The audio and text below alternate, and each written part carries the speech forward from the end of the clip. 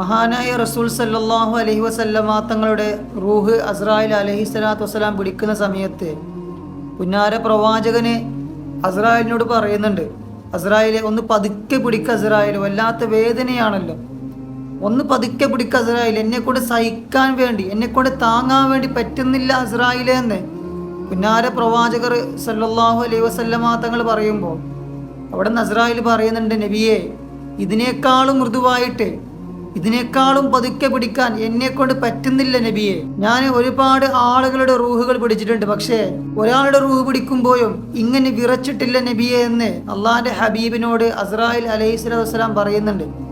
വേദന കൊണ്ട് പുളകുന്ന ആ സമയത്ത് പോലും പുന്നാര പ്രവാചകർ സല്ലല്ലാഹു അലൈഹി വസല്ലമ തങ്ങൾ ദുആ ചെയ്തത് ഈ ഉമ്മത്തിന് വേണ്ടിയിട്ടാണ്, നമുക്ക് വേണ്ടിയിട്ടാണ്.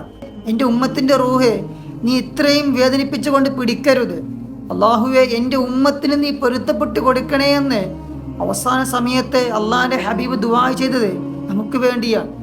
ആ പ്രവാചകനെ സ്നേഹിച്ചോ, ആ പ്രവാചകനെ മുറുകെ പിടിച്ചാൽ ഒരിക്കലും ആ സ്നേഹം വെറുതെയാകൂല, തിരിച്ചു കിട്ടുമെന്ന് ഉറപ്പുള്ള സ്നേഹം അത് മഹാനായ റസൂൽ കരീം സല്ലല്ലാഹു അലൈഹി വസല്ലമ തങ്ങളോടുള്ള സ്നേഹം മാത്രമാണ്.